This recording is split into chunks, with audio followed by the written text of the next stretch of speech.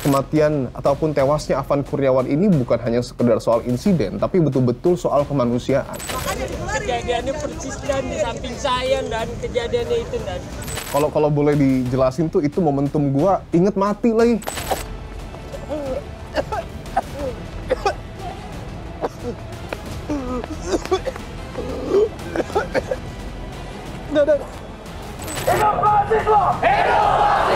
Sepanjang gua di situ yang gua denger itu hanya cacian, makian, amarah, busur panah aspirasi itu bukan hanya di DPR, tapi mereka juga mengkritisi pemerintahan. Artinya semua pemerintah, eksekutif, legislatif itu yang jadi sasaran mereka.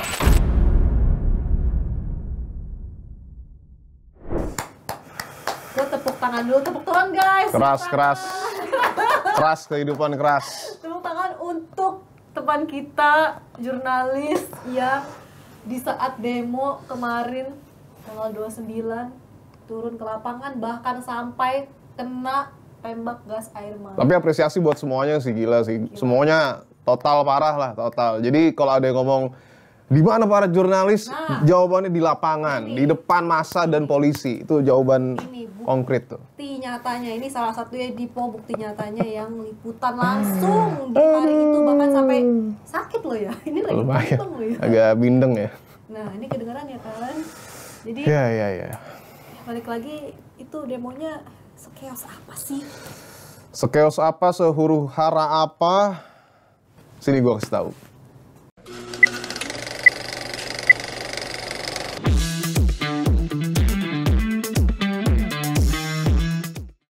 Lu kemarin di tanggal berapa liputan? Bukannya lu awalnya mau liputan yang lain, ya tiba-tiba lu jadi liputan demo.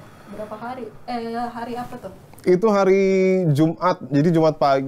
Sebelumnya itu hari Kamis sebelumnya, hari Rabu sama Kamis tuh gue udah liputan. Bagus lah, lumayan eksklusif lah. Tapi ternyata di hari Kamis ya, tanggal 28 Agustus, khususnya malam tuh eskalasi yang meningkat. Gue tidur, ya kan? Ternyata besok paginya disuruh ganti tema, hari Jumat pagi suruh ngeliput demo karena emang eskalasinya tinggi banget ya ternyata ya. Ya udah, akhirnya gue dan tim sebelum sholat Jumat tuh diskusi gimana baiknya, apa yang mau diliput. Karena emang waktunya mepet banget ya. Biasanya tuh gue terakhir liputan tuh hari Jumat, Sabtu Minggu produksi, tapi ini Jumat justru baru liputan, bahkan sampai Sabtu. Akhirnya ya udah, kita putuskan udah kita turun aja dulu ke lapangan, kita garap apa yang kita bisa.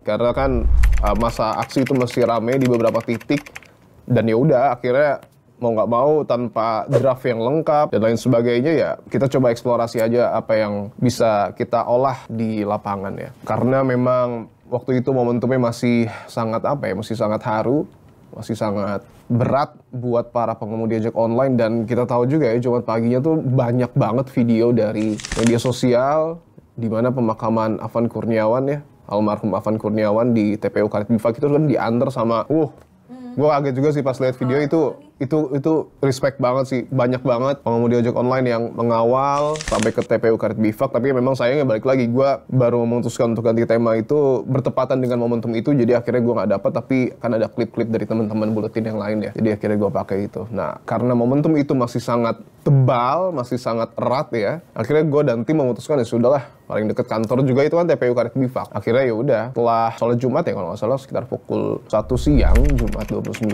Agustus 2025, akhirnya gue dan tim memutuskan untuk ya udah kita ke TPU Karet Bifak. Dan bener aja pas nyampe sana tuh udah nggak terlalu banyak sebenarnya. Ada beberapa gerombolan pengemudi ojek online yang baru ikut ya prosesi pemakaman dari Afan Kurniawan, tapi pas gue datang mereka keluar. Tapi di situ gue sempat ngobrol, sempat cari informasi dulu setelah ini mau kemana. Dan memang mereka itu sudah meniatkan ya dalam tanda kutip ketika selesai untuk kemudian memakamkan Afan Kurniawan, mereka semua itu akan langsung beralih ke Kuitang, ke Satrimo Polda Metro Jaya. Itu informasi yang gue pegang dulu, karena gue udah sampai situ ya sudah gue eksekusi dulu aja yang di TPU Karet Bifak. Gue on cam di situ, ada karangan bunga yang diberikan juga ya ke Afan Kurniawan almarhum. Gue jalan itu kalau nggak salah di blok 70 atau apa ya, gue agak lupa sih.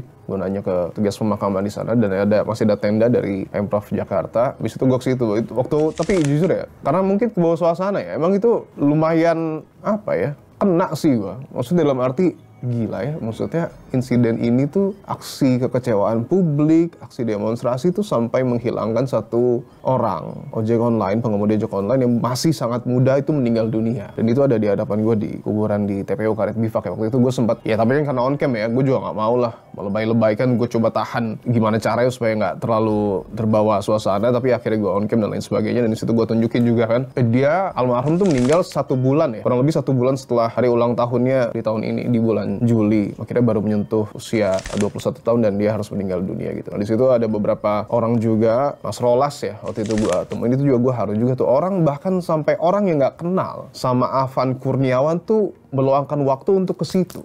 Artinya apa? Artinya kematian ataupun tewasnya Afan Kurniawan ini bukan hanya sekedar soal insiden, tapi betul-betul soal kemanusiaan. Di mana ada orang ataupun sekelompok orang ataupun mungkin masyarakat yang menyuarakan pendapatnya melalui aksi demonstrasi. Memang betul sudah malam, tetapi kan bukan berarti hilangnya sebuah nyawa itu bisa dibenarkan. Tentu tidak bisa sama sekali ya. Dan saat ini juga proses hukum masih berlangsung. Artinya ada kelalaian yang mungkin betul-betul harus diperbaiki oleh aparat sampai menyita perhatian begitu banyak publik. Dan ya, gue sempat ngobrol juga sama Mas Rolas, ya dia juga bingung kenapa hal kayak gini tuh bisa terjadi gitu. Apakah memang ini bentuk ketidakadilan atau ketiadaan hukum? Ya, kayak gitu yang menjadi refleksi kita bersama ya. Terus juga gue wawancara Pak Eko ya kalau nggak salah. Pak Eko di situ pengemudi ojek online juga yang memiliki harapan lah, tidaknya untuk Presiden Prabowo Subianto bisa betul-betul meredahkan kondisi yang panas, menyelesaikan semua persoalan di negeri ini supaya peristiwa itu tidak kembali terulang. Di TPU Karet Bifak itu yang gue highlight ya, karena memang sudah tidak banyak lagi yang bisa gue liput di situ karena prosesi pemakaman sudah selesai, kemudian juga sudah beralih masa pengemudi ojek online ini ke Kuitang, dan akhirnya sudah gue dan tim memutuskan untuk langsung ke Kuitang. Sesampai di Tugu Tani, itu kurang lebih pukul berapa ya? Pukul mungkin jam 1.30 siang lah, 29 Agustus 2025. Beberapa jalan ditutup, tapi karena kita media meliput, gue mencoba izin ke pihak TNI untuk, Pak, saya izin untuk masuk lebih ke dalam, bisa mobil masuk, tapi sampai ke perempatan yang lampu merah ya kalau nggak salah, sebelum saat Brimob itu nggak boleh, karena memang sudah ada masa di situ, jadi mobil nggak bisa masuk. Akhirnya gue di drop di situ, gue turun, ya udah, gue on cam aja di situ tanpa perbekalan apapun. Ya udah, gue hanya memaksimalkan apa yang bisa gue lihat, apa yang bisa gue serap. Akhirnya gue on cam di situ, masuk lebih ke dalam, ke kerumunan massa, dan tentu ya, ketika memang situasinya saat itu antara publik, antara massa dan polisi memang potensi gesekannya sangat tinggi, mau tidak mau di tengahnya harus ada TNI. Makanya itu TNI lah yang bertugas untuk kemudian menenangkan massa, mengamankan massa yang saat itu melakukan aksi demonstrasi di situ. Jujur gue agak bingung ya, apa yang harus gue lakukan di sana? Karena sepanjang gue di situ yang gue denger itu hanya cacian, makian, amarah. Wah, itu gue sangat mengerti, tapi sangat mengerti karena itu tadi, ini tuh bukan lagi sekedar kekecewaan soal kebijakan, kekecewaan soal ya apapun lah tingkah laku pemerintah yang memang sebelumnya dikritik, yang dipandang tidak elok, tapi ini sudah menyentuh ranah kemanusiaan. Makanya mereka begitu emosional, apalagi kita tahu ya, kalau pengemudi ojek online ini kan pola interaksi satu dan lainnya itu sangat-sangat solid. Jadi ketika ada satu yang disenggol, itu pasti akan sangat membekas gitu di hati mereka. Makanya itu, kalau dilihat dari tayangannya ya, tidak banyak yang bisa gua capture, memang tidak banyak yang bisa gue masukkan ke program Dipo Investigasi episode ke-40 yang live di Kompas TV, bukan karena gue nggak dapat bahannya, tapi ya itu tadi, karena isinya semua amarah, dan mau tidak mau ya gue harus pintar memilih mana yang sekiranya perlu dimasukkan, mana yang sekiranya tidak perlu dimasukkan. Tapi bagi gue itu sudah cukup menggambarkan kekecewaan mereka, tidak hanya kepada pemerintah saat itu, tapi juga kepada kelalaian aparat yang mungkin dalam tanda kutip ya bisa-bisanya gitu. Dan itu juga terekam ya, kita sudah lihat semua videonya, mengambil keputusan yang menurut gue mungkin saat itu mereka juga tidak membayangkan, tapi berakibat sangat fatal gitu. Dan ada satu orang ya, pengemudi ojek online yang saat itu salim ke anggota TNI, karena memang mereka tidak ada permasalahan sama sekali dengan TNI. Dia bilang, pada saat kejadian saya di sebelahnya, Pak. Gue gak tahu namanya siapa karena gue gak sempat nanya ya. Saya nggak terima. Habis itu ya itulah, sangat emosi, sangat emosional. Akhirnya gue coba berbincang sedikit, tapi hanya kalimat itu yang keluar. Saat itu saya di sebelahnya, saya nggak terima. Kejadiannya persis dan di samping saya, dan kejadiannya itu dan Saya nggak mau. Setelah itu gue potong karena memang yang bersangkutan sudah tidak mau ngomong lagi. Dan temannya juga udah ke belakang aja udah. Ya mungkin takut tidak tertahan emosinya ya, makanya tarik dan lain sebagainya gitu. Tapi memang saat itu tuntutannya setelah gue tanya ya, Setelah gua tanya, sebenarnya kurang lebih tuntutannya adalah membawa 7 orang terduga pelaku dari unsur polisi ini ke hadapan massa. Itu yang pengen disampaikan oleh massa pengemudi ojek online, itu yang diharapkan pengemudi ojek online untuk dilakukan oleh polisi. Jadi tidak cukup dengan menyebutkan 7 orang sudah diamankan, sudah diproses. Mereka tidak puas dalam tanda kutip ya dengan keputusan itu, tapi mereka lebih ingin kalau emang transparan, sebutin namanya, tunjukin orangnya. Itu yang mereka dorong. Kira udah, suara-suara itu yang kemudian bergema, gue coba lari ataupun gue coba beralih ke sebelah kiri, gue lihat. Jadi masa itu ada yang di depan, ada yang di sebelah kiri. Ini sebelah kiri ini udah mulai maju. Sudah mulai maju tentu dengan pengawalan TNI. Tapi di situ gue lihat, wah ini kayaknya udah mulai memanas nih. Karena ada beberapa, dalam tanda kutip ya, petasan yang kayaknya ini udah mulai ya dinyalakan dan lain sebagainya. Akhirnya gue coba ke tengah lagi, gue coba bergeser ke pintu dari Satrimob Polda Metro Jaya, seperti yang bisa dilihat di tayangan ya. Jadi di depan Satrimob itu sekali lagi TNI yang mengamankan, di dalam polisi itu udah membuat barikade, pakai tameng dan lain sebagainya, mungkin sebagai bentuk antisipasi ya untuk hal-hal yang memang tidak diinginkan terjadi. Akhirnya ya udah, gue coba explore lagi apa ya kira-kira yang bisa gue ambil untuk kemudian ditayangkan. Tapi sepanjang peliputan itu, gue nggak tahu ini siapa yang melakukan ya. Cuman pengemudi ojek online itu menjaga. Tapi banyak banget lemparan batu, lemparan bahkan molotov. Tapi mereka sepakat untuk menjaga. Tapi ya itu, ini agak sulit ketika masanya sudah cair, emosinya membeludak. Apakah kemudian ada penyusup atau enggak? Nah, itu yang harus betul-betul didalami oleh aparat ya. Kalau memang ada ya silahkan ditindak, tapi kalau memang tidak ada ya jangan dibuat-buat. Tapi memang suasananya saat itu memang sedang sangat panas. Tapi ya positifnya adalah TNI tidak terpancing sama sekali. Jadi ada satu perwira tinggi TNI juga sebenarnya yang keluar di situ. Brigjen TNI Nas, beberapa kali dia keluar menenangkan massa, bahkan dia sempat berdiri di barisan massa, bahkan dia sempat berdiri di depan massa, dilempari juga sebenarnya. Cuman gue nggak tayangkan karena sekali lagi, gue tidak sampai hati melihat perwira TNI dilempari seperti itu ya. Akhirnya nggak gue tayangkan. Tapi sekali lagi, meskipun ada pelemparan dan lain sebagainya, mereka semua sebenarnya mencoba untuk mengamankan semaksimal mungkin. Tapi karena amarnya sudah terlalu tinggi, sudah terlampau tinggi ya, memang cukup sulit untuk kemudian meredakan. Akhirnya ya udah, ada satu scene juga kalau dilihat, mereka itu sampai dalam tanda kutip ya merusak simbol Brimob di depan dari Satrimob Polda Metro Jaya.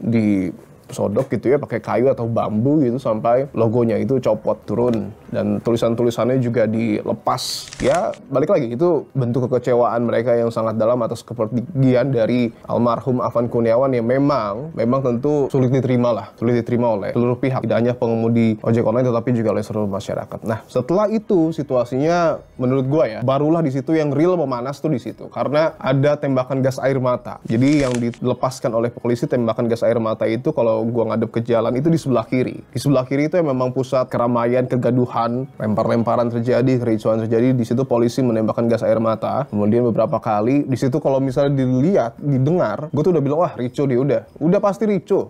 Udah ricu karena gas air mata tuh menurut gue salah satu instrumen yang memang bisa membubarkan tapi juga berpotensi melahirkan keributan, perlawanan. Dan akhirnya gas air mata itu pasti tembakan, ya betul aja di depan gua yang itu masuk itu mereka panas, dilemparin aja semua yang ada, batu lah segala macem dilemparin ke dalam. Balik lagi TNI cuma bisa menahan, cuma bisa menarik mundur massa, dan barulah polisi juga menembakkan gas air mata lagi di dekat pintu masuk Satrimob. Di situ tempat gua dan teman-teman media lain sebenarnya meliput. Nah, setelah bubar nih, sebenarnya itu saya bubar dulu gua masih di situ sama tim yang lain ya, sama teman-teman yang lain. Gua tuh ada niatan mau on cam sebenarnya.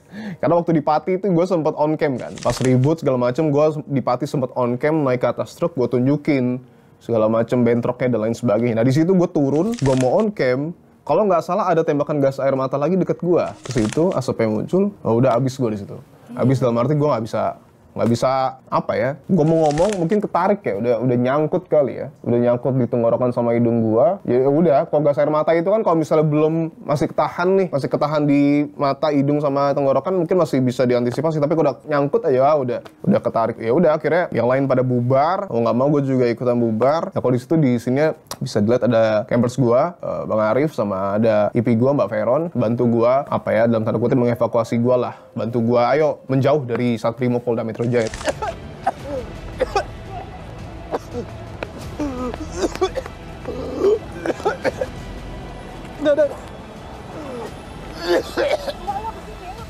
Tapi kalau misalnya bisa gue buka di sini, sebenarnya itu tuh momentum gue, kalau boleh dijelasin tuh itu momentum gue inget mati lagi, serius. Karena apa? Karena ketika gue dibantu evakuasi sama Mbak Veron dan Arif, gue tuh nggak bisa nafas sama sekali. Ya bayangin aja, orang nggak bisa nafas sama sekali, dipaksa ya dalam tanda kutip untuk lari. Di situ tuh gue mikir, ini nih penyebab dari begitu banyak korban jiwa yang lahir karena tembakan gas air mata. Gue nggak tahu saat itu tuh gas air matanya beda banget sama yang di Pati.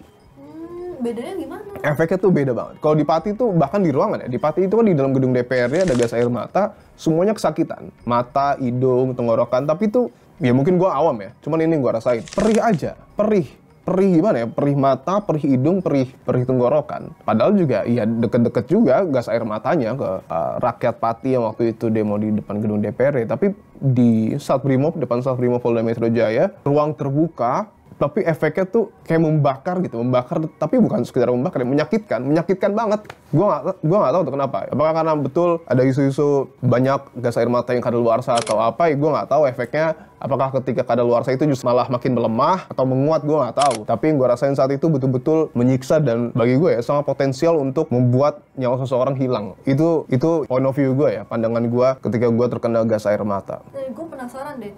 Pas abis lu kena gas air mata, berapa lama sampai lu tuh merasa udah mendingan dan udah lebih normal lagi dari efeknya? Berapa menit ya, mungkin 10 kali ya, 10, 15 mungkin, ya sekitar itu. Karena setelah scene yang gue dirangkul itu, dibantu sama teman-teman, itu sebenarnya ada lagi sebenarnya. Sebenarnya niatnya pengen gue tayangin, biar tahu efeknya tuh segimana gitu. Karena batuk gue tuh makin kenceng setelah scene itu ya. Tapi nggak gue tayangin karena memang satu, waktu produksinya mepet, dua, ya sudahlah, bagi gue udah cukup lah, maksudnya ya udahlah, tinggal nanti mungkin dievaluasi aja sama polisi. Tapi itu efeknya kurang lebih 10-15 menit, karena setelah itu gue masih dibantu evakuasi sama Mbak Veron dan Arif. Berapa meter ya, mungkin pokoknya dari titik awal gue masuk Satbrimob lah, di perempatan yang tadi gue bilang di awal itu mungkin 500 meter ada nggak ya, 200 sampai 300 meter mungkin ya. Di situ gue masih batuk-batuk. Iya kan kalau kayak gitu ya, tapi semua di situ pada bantu, TNI bantu, massa bantu, pada bang minum dulu bang, siram dulu mukanya dan sebagainya. Di situ ada scene juga gue jongkok dulu karena itu wah gila sih. Gue berkontemplasi sendiri, jadi wah ini kacau sih. Emang kalau main tembak gas air mata tuh bagi gue ya, satu evaluasi yang harus didengar polisi adalah penggunaan gas air mata menurut gue ya. Selain represif yang lain, tapi bagi gue penggunaan gas air mata tuh udahlah, tolonglah jangan jadikan itu satu-satunya instrumen untuk membubarkan massa. Karena meskipun gue kritisi hal ini, tapi juga ada hal yang gue apresiasi. Karena di Polda Metro Jaya pada malam harinya itu tuh polisi menurut gue itu adalah bentuk polisi paling rapih mengamankan massa. Tapi nanti gue ceritain. Artinya ya mungkin ini masukan juga ya. Lebih berhati-hatilah menggunakan gas air mata supaya tidak lahir korban. Akhirnya udah gue 10-15 menit kemudian udah mendingan, belum pulih 100% tapi udah mendingan. Akhirnya ya sebenarnya udah ditahan-tahan juga sama teman-teman gue yang lain. Udahlah. Cuman karena gue juga udah itu jujur, gue juga kepancing emosi itu sebenarnya. Gue kepancing emosi, akhirnya gue maju lagi. Gue on cam segala macam, gue memperlihatkan situasi di area Satbrimob, bentrokan. Pas gue tunjukin, pas banget ada petasan meledak. Ya emang itu kericuan yang terjadi ketika gas air mata dilepaskan. Habis itu masa coba demo berujung ricu ya, bentrok sama polisi dan lain sebagainya. Ada satu momen haru juga sih. Ini sayang juga sih gue gak dapet wawancara, cuman gue dapat audionya aja karena udah terlanjur dievakuasi sama TNI. Ada satu pengemudi ojek online yang bilang, teman saya dilindas pak. Terus TNI-nya bilang, relakan temanmu ya.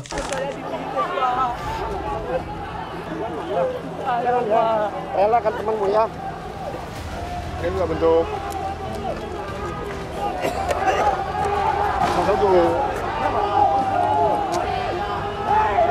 mana keadilan Pak? Jadi satu Pak.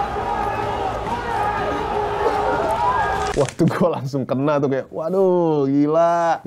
Itu apa ya, maksud gue beralasan, kemarahan mereka tuh beralasan. Sampai mereka menanyakan di mana keadilan Pak, teman saya mati. Tapi ya itulah yang terjadi ya. Maksudnya semoga bisa jadi refleksi aja sih. Setelah itu ya udah bentrok biasa. TNI melihat ini kayaknya polisi harus mundur nih. Nah di situ TNI, sepenglihatan gue ya, TNI itu menghimbau udah polisinya masuk dulu lah. Polisinya masuk, tapi memang konsekuensinya masanya maju lagi. Tapi ya udah polisinya mundur, bentrok, makin ricuh. gue cabut. Nah setelah dari Kuitang itu tuh gue langsung bergeser ke Polda. Gue tuh selesai di Kuitang tuh mungkin sekitar jam berapa ya, 2:30 sore lah. Karena gue mikir sama tim, gue bilang ke tim gue, wah ini kayaknya kalau misalnya kita terlalu lama di sini, ada potensi kita malah nggak bisa ke Polda. Karena takutnya masa udah rame, kita nggak bisa masuk dan lain sebagainya. Ya udah, akhirnya gue bergeser jam 2:30-an kalau nggak salah ke arah Polda. Di situ masanya belum terlalu rame ya, di Jalan Jenderal Sudirman. Gue lihat udah ada beberapa, cuman masih baru pada datang. Tapi itu pun jalan udah pada ditutup ya, karena emang udah chaos banget. Akhirnya gue masuk ke Polda lewat belakang. Ya udah, masuk ke dalam, terus gue turun di depan gedung di Reskrimum ya, yang biasa teman-teman media meliput. Gue maju ke bagian paling depan. Gue di situ agak kaget. Ini salah satu hal yang gue apresiasi juga ya. Jadi satu hal yang harus ditekankan juga bahwa ketika kita mengkritisi sesuatu, kita tidak bisa memang mengeneralisir. Artinya ketika ada satu polisi yang salah, bukan institusinya yang salah. Kita nggak bisa langsung memukul rata semua polisi ini salah, nggak bisa kayak gitu. Karena ketika gue datang ke depan Polda Metro Jaya, gue melihat pintu gerbangnya dibuka, itu tuh gue langsung mikir, oh oke, salah satu bentuk mungkin ya keterbukaan dari polisi setelah peristiwa yang terjadi untuk lebih humanis dalam tanda kutip ya ke masa aksi demonstran itu. Akhirnya udah gue on cam di situ. Waktu awal sih pintunya baru satu yang kebuka ya, yang sebelah kiri. Kalau dari dalam Polda tuh sebelah kiri, yang kanan masih ketutup. Gue bergeser ke kiri. Masa aksi yang mayoritas adalah saat itu mahasiswa ya, jadi agak berbeda di Kuitang. Di Kuitang itu ojol, di Polda itu mahasiswa, lagi orasi dan lain sebagainya. Setelah orasi, ya udah, gue minta mereka untuk wawancara. Ada 2 koordinator BMSI di situ yang gue wawancara. Intinya yang pertama, mereka tuh mendesak reformasi di tubuh Polri. Salah satunya apa? Dengan mengganti Kapolri, mencopot Kapolri. Jadi meminta Presiden untuk, dalam tanda kutip ya, secara tegas mengganti Kapolri. Terus juga tentu mengkritisi tindakan-tindakan Polri yang represif itu. Nah, tapi yang gue coba luruskan lagi adalah, kita tahu ya bahwa aksi demonstrasi ini tuh awal mulanya itu di DPR. Dan bergeser ke aparat ketika ada insiden tertabraknya almarhum Afan Kurniawan. Di situ gue tanyakan kepada mahasiswa, gimana caranya kalian memastikan bahwa aksi demonstrasi ini tuh tidak teralihkan dari tujuan awal kalian untuk mengkritisi anggota DPR. Tapi yang dijawab adalah, ini menarik juga. Ternyata busur panah aspirasi itu bukan hanya di DPR, tapi mereka juga mengkritisi pemerintahan. Artinya semua pemerintah, eksekutif, legislatif itu yang jadi sasaran mereka. Karena mereka melihat bahwa hampir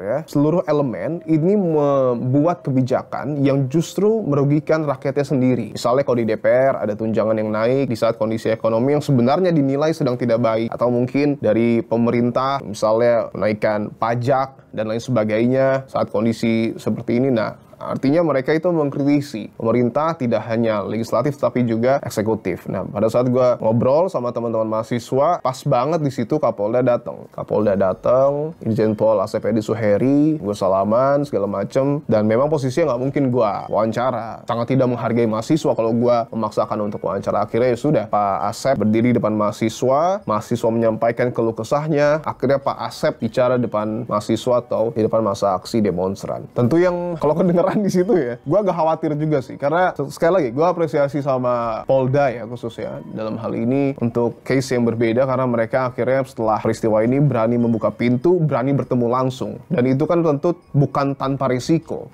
Apalagi itu kan sangat berhadap-hadapan ya. Akhirnya Kapolda di situ meminta maaf, disoraki tentu pasti, bilang turut berduka cita, disoraki juga pasti karena memang sudah kadung kecewa. Nah, di situ Kapolda menekankan komitmennya bahwa Polri akan menindak tegas 7 orang terduga penabrak dari almarhum Afan Kurniawan. Disoraki juga karena tuntutannya sama, bukan hanya sekedar dalam tanda kutip ya, ucapan semata, tapi harus ada bentuk konkret transparansi. Makanya di situ kalau bisa dilihat di sini tuh gue ngomong sama Kapolda agak nunduk. Gue di situ bilang, sebut aja 7 namanya, Pak. Nama siapa? 7 nama pelakunya. Kenapa gue menyarankan hal itu? Karena gue juga antisipasi ya. Gue nggak mau karena 7 nama yang nggak disebut justru malah situasi makin memanas. Itu doang sih yang jadi pemikiran gue. Karena jangan sampai tuntutan massa yang tidak didengar ini justru malah makin memanaskan situasi. Akhirnya disebutlah 7 namanya. Ya disebutlah sekali lagi bahwa akan transparan dan lain sebagainya, akan ditindak tegas. Setelah itu Kapolda pamit, mulai kembali terjadi peristiwa lempar-lemparan dan lain sebagainya. Gue sih maklumi itu ya, karena emosi massa yang memang sudah terlanjur marah. Ada juga, tapi saat itu gue sih ngelihatnya, gue juga sempat, gue nggak tahu kenapa ya kalau gelas air tuh kena gue mulu ya. Kalau di Pati itu botol. Di situ dari sekian banyak selebar itu gue kena lagi tuh. Tapi ya minor lah, gelas mineral gitu doang. Habis itu ya udah gue ke depan lagi. Pas gue jadi tuh di depan kantor Polda tuh ada air mancur gitu. Gue berdiri di situ di atas. Gue lihat, oh ini udah kanan, kiri, pintu udah kebuka dua-duanya. Menurut gue ini tuh seakan udah terkepung aja Polda. Seakan udah terkepung karena masa udah mulai merangsek masuk. Tapi itu yang gue apresiasi dari polisi. Bahkan sampai jam 6 lewat lah. Bahkan mungkin sampai jam 7 ya. Gue tuh merhatiin. Gue tuh pas gue udah beres on cam ya, gue tuh mundur ke belakang. Gue bicara sama beberapa polisi ya dari Humas Polda. Gue tuh nanya, Pak ini gimana mau ngubarinnya dalam tanda kutip ya, mau ngamaninnya nih gimana? Ini tuh udah terlanjur apa ya? Terlanjur rame banget nih. Polda juga pintunya udah terlanjur terbuka. Ini gimana mau dalam tanda kutip membubarkan massa ketika memang waktunya sudah lewat? Ya tenang aja lah. Adalah bisa lah, mereka bilang gitu. Akhirnya gue perhatiin, justru malah gue tuh menanti ya. Sebenarnya mungkin ini cara yang harusnya dilakukan sejak dulu oleh polisi. Tidak perlu terlalu represif, tidak perlu harus terburu-buru mengeluarkan gas air mata. Ya kalau water cannon mungkin it's okay lah, asal tidak menyentuh part-part ataupun bagian tubuh yang sangat fatal ya. Tapi tidak ada gas air mata sama sekali yang ditembakkan di situ. Di situ tuh gue langsung, wah ini harusnya kayak gini dari dulu. Jangan nunggu masa marah baru melakukan hal kayak gini. Ini bisa kok dari dulu kayak gini. Menurut gue tuh gue yakin polisi bisa. Tapi memang sayangnya di situ juga gue melihat bahwa ini menurut gue ya, menurut pandangan gue pribadi. Salah satu hal yang gue sayangkan juga adalah mungkin selama ini polisi seakan melakukan tindakan represif karena beberapa aparatnya ataupun beberapa anggotanya tidak memiliki kemampuan untuk mengontrol emosi secara baik. Itu menurut gue ya, karena pada malam hari itu juga ada beberapa anggota yang gue lihat kok masih terprovokasi. Kalau masa itu kan pasti memprovokasi mau nggak mau, cuman aparat itu bagi gue sudah lah, nggak perlu sampai terprovokasi seperti itu. Makin lama makin panas, hujan deras tuh kan, hujan deras jam berapa ya? Jam 6 itu hujan deras banget. Itu gue kesian juga tuh sama masa aksinya. Derasnya. Hujan deras banget, tapi mereka masih bertahan di situ. Nah pas udah agak reda, ada satu dan beberapa orang lah, 2 atau 3 orang yang datang ke Polda. Menyampaikan aspirasi, pengen ketemu sih, katanya sih pengen ketemu Kapolri, cuman kan kayaknya Kapolri emang gak ada di situ ya. Itulah yang gue wawancara, tuntutannya apa setelah Kapolda juga udah bertemu dengan kalian, ya pengen audiensi lah sama Kapolri secara langsung. Nah di sela-sela itu mulai petasannya muncul tuh, petasan dar, nggak cuman ke atas tapi ke depan. Awalnya itu ke bagian samping Polda, ya, jadi kalau gue nggak di tengah lobi, nggak ada pesana, di sebelah kiri, nggak lama berselang tuh luncur tuh ke sebelah kanan gua, meledak lah di situ. Nah di situ udah ricuh lagi tuh, udah ricuh dan lain sebagainya. Akhirnya ya udah, gua coba gambarin situasinya, tapi ternyata makin banyak petasan yang masuk ke dalam ya. Jadi apa yang beda waktu demo di siang hari sama di malam hari? Kan lu di sana dari siang sampai malam ya. Terus Kalau yang berbeda ya itu, bagi gue pola pengamanannya beda ya. Dalam arti mungkin karena ini jantungnya dari Polda Metro Jaya, mungkin mereka, dan di situ kan juga ada Wakapolda, ada Kapolda yang memantau secara langsung ya. Di situ gue melihat kedewasaan polisi untuk mengamankan massa. Gimana caranya memukul mundur massa tanpa harus, sekali lagi ya, tanpa harus pakai gas air mata. Gimana caranya tidak terlalu represif kepada massa. Di situ menurut gue jauh berbeda ya, karena waktu di Kuitang tuh Jumat siangnya itu tadi, gue nggak tahu tuh kenapa harus melepaskan tembakan gas air mata. Memang sih sudah ricu ya, cuman kalau menurut gue terlampau banyak lagi, terlampau apa ya, banyak banget lah, terlalu intensif tembakan gas air matanya. Itu sih bedanya yang paling mendasar ya. Yang satu gue melihat kedewasaan, yang satu gue melihat kok kayaknya ini agak terprovokasi gitu. Kalau dari kacamata investigasi lu sendiri, sebetulnya pas kemarin demo itu ada nggak sih oknum-oknum yang dalam tanda kutip ya memang sengaja membuat ricuh demo ini? Atau emang sebenarnya ya memang masa aja yang pure marah sama aparat dan negara gitu, sampai akhirnya udah nggak terbendung lagi di malam hari akhirnya ricuh. Iya, jadi ada dua ya mungkin ya. Kalau kericuhan atau mungkin pembakaran itu menurut gue dua hal yang berbeda ya. Karena sekarang semua aksi demonstrasi yang melibatkan massa dengan jumlah yang banyak, semua orang dewasa juga tahu potensi di dalam tanda kutip ya, disusupi ada orang yang kemudian memprovokasi, itu pasti ada. Pasti ada, tapi kan itu bukan poin utamanya. Poin utamanya emang masyarakat marah. Ketika perilaku kolektif ataupun massa sudah berkumpul sedemikian banyak, ada orang yang mungkin ya memprovokasi, entah itu penyusup atau enggak. Menurut gue titik poin bukan itu sih. Itu ya semua orang tahu, semua orang dewasa tahu, pasti akan ada orang-orang seperti itu. Dan ya bukannya memaklumi, tapi kayak lagi poinnya bukan itu. Nah, ketika memang bergeser sedikit, misalnya ada pembakaran dan lain sebagainya, di media sosial juga sudah ramai berbagai analisanya. Kalau menurut gua ya itu ekses aja, entah itu siapa pelakunya atau enggak, gue juga, ya gue nggak bisa berspekulasi terlalu jauh sih, tapi bagi gue, pemerintah tuh harus fokusnya, udahlah dengerin aspirasi aja, bukan titik poinnya justru malah, ini ditunggangi, atau mungkin ini disusupi asing, wih jauh banget, maksud gue ini internal loh, ya oke, kalau memang betul itu ada, it's okay, fine, nggak apa-apa, cuman aspirasinya dulu serap, keinginan publiknya itu dengerin, barulah kita cari siapa nih kira-kira memang kalau ada penyusup dan lain sebagainya. Jadi jangan sampai aspirasinya belum diserap secara total tapi sudah mencoba untuk mengatakan misalnya ada dalang dan lain sebagainya. Menurut gue itu kurang pas lah ya, kurang pas sih. Karena polisi juga mengakui ya kalau memang masanya sudah seperti ini mah, ya kalau masa cair itu ya sudah selalu akan ada potensi itu gitu. Ya, itu. Yang utama kan kita masyarakat ingin didengar oleh Betul. pemerintah, oleh Betul. presiden terutama. Waktu lu melihat lu mengikuti Puan ke rumahnya Afan Kurniawan, apa yang lu dapat di situ? Jadi itu kan kalau nggak salah tuh sehari setelah ya. Kan awalnya kan Presiden Prabowo Subianto dulu ya datang ke rumah duka, ketemu dengan orang tua dari almarhum Afan Kurniawan. Baru pada Sabtunya tuh Mbak Puan lah datang ke situ. Awalnya gue juga nggak tahu infonya sih, sempet dengar. Jadi paginya tuh gue ke rumah dulu, ke rumah almarhum. Tapi memang karena mungkin sangat banyak orang yang mau bertemu dengan kedua orang tua dari almarhum ini. Jadi memang semua orang yang mau ketemu itu harus absen dulu, harus daftar dulu. Dan itu pun belum tentu bisa ketemu gitu. Nah akhirnya udah gue daftar. Terus gue lihat kayaknya emang nggak bisa nih. Akhirnya gue sempet cabut dulu sebenarnya, tapi dapat info ketua DPR mau ke situ, ya udah gue balik lagi dan pas gue datang, Mbak Puan datang didampingin sama Gubernur DKI Jakarta Mas Pram sama beberapa kader dari PDI Perjuangan. Di situ gue ikutin sampai ke dalam rumahnya. Ya nggak banyak sih sebenarnya yang disampaikan oleh Mbak Puan selain pelukan ke ibunya, dan di situ ibunya emang ya nangis sangat ya emosional lah, dan gue di situ menahan diri lah. Gue nggak akan juga gue wawancara di momen kayak gitu kan, nggak etis ya. Cuman gue di situ mencoba memperhatikan bahwa ya karena di situ momentumnya lagi panas-panasnya dalam arti Sabtu Minggu itu kan hari-hari yang sangat meluap-luap di tengah publik ya. Gue sih berharapnya dengan gue menampilkan gambar itu ya tanpa mengurangi kritik kepada pemerintah ya. Setidaknya ada korban, ada pihak yang dikritik, berpelukan gitu ya. Gue sih berharapnya ya itu jadi momentum kita untuk tetap menahan diri dengan tidak melakukan sesuatu yang tidak diperlukan. Misalnya apa? Seperti penjarahan dan lain sebagainya, itu menurut gue nggak patut dilakukan lah.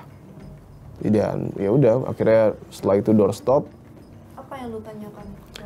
Gue sih nanya banyak ya, media lain sebenarnya banyak sih. Media lain sebenarnya lebih represif daripada gue. Kayak misalnya mereka nanya, kok nggak waktu demo nggak keluar, nggak ada yang anggota DPR keluar, terus tunjangan gimana dan lain sebagainya. Tapi balik lagi, gue di situ merasa cukup dengan semua kemarahan yang ada. Akhirnya gue cuma nanya dua. Satu, apa yang Mbak Puan sampaikan. Kedua, apakah ada teguran? Sebenarnya sih gue berharapnya ada hukuman ya untuk anggota DPR yang memang lisannya ini berpotensi menyakiti hati publik. Karena dalam arti ya lu dipilih oleh rakyat, terus rakyat menyuarakan sesuatu, terus dalam tanda kutip lu hina. Ya bagi gue itu nggak pantas juga sih. Harus ada pendisiplinan dari pimpinan DPR kepada anggotanya yang memang melakukan hal itu. Supaya apa? Supaya hal-hal kayak gini nggak jadi pemantik lagi gitu. Karena kan awal mulanya sebenarnya ini berawal dari hal-hal yang terus berulang, seakan tidak ada teguran, barulah terakumulasi ketika ada insiden yang semakin parah gitu. Tapi ya Mbak Puan di situ tidak menjawab secara gamblang juga sebenarnya, hanya bilang menahan diri. Semua harus saling menghargai, tapi ya poinnya mari menjaga persatuan dan kesatuan bangsa, yaitu suatu hal yang memang wajib kita lakuin sih. Setelah itu ya udah gue cabut. Perlu ya reformasi besar-besaran sih di tubuh Polri, perlu juga evaluasi besar-besaran di tubuh pemerintah. Jadi jangan menyempitkan diskusi soal makar dan lain sebagainya sih, tapi ini betul-betul murni menurut gue ya soal evaluasi aja. Kalau memang ada hal-hal yang dinilai melanggar hukum ya silahkan ditindak, tapi kalau ada aspirasi yang menuntut pemerintah untuk melakukan evaluasi ya tolong didengarkan aja sih. Karena menurut gua saat masyarakat protes terhadap pemerintah, maksudnya dengan ada demo kayak gini, itu artinya menurut gua masyarakat tuh justru sayang dengan negara ini. Betul. Cinta dengan negara Betul, ini. Dan betul. harusnya pemerintah mendengarkan itu, mendengarkan aspirasi masyarakat untuk ayo kita sama-sama berkembang, kita menjadi lebih baik. Benar gak sih? Betul. Dan itu juga yang disampaikan sama koordinator BMSI sih. Di situ kan dia Muzamil ya kalau nggak salah. Muzamil tuh menyampaikan ya bentuk demonstrasi, penyampaian aspirasi ini tuh bentuk kecintaan kita kepada negara. Jadi kita tuh betul-betul ingin merawat negara, jangan sampai praktik-praktik yang memang dalam tanda kutip ya mencoreng marwah negara. Ya ini harus diperbaiki gitu. Harus ada evaluasi di tengah pemerintah. Makanya mereka menyampaikan aspirasi itu. Dan satu hal sih, kalau menurut gue ini betul-betul apa ya, pemerintah, pejabat, aparat itu tuh harus bertindak secara hati-hati. Saat ini dan beberapa hari, ataupun mungkin beberapa minggu ke depan. Karena jangan sampai lah, ini udah harus dijadiin pelajaran sih, jangan sampai hal-hal yang berpotensi justru menyakiti hati publik lagi dilakukan kembali. Karena kan ada beberapa ya sekarang nih, misalnya keputusan pemerintah yang juga masih melahirkan tanda tanya kepada publik ya. Ya itu apa ya, sudah rame juga sih di medsos, gue nggak mau goreng-goreng juga lah. Udah biarin netizen aja lah dan publik yang mengkritisi. Kita harus saling jaga. Wih, betul harus saling jaga. Betul. Rakyat Harus saling jaga lah. Dan jangan terprovokasi ya. Iya betul, saling jaga, saling dewasa lah. Semuanya sih harus dewasa sih. Dan gue pengen bahas deh nih, buat yang kemarin bilang media mana tidak menyiarkan soal demo, media dibungkam kah? Media kok kemarin diam-diam aja.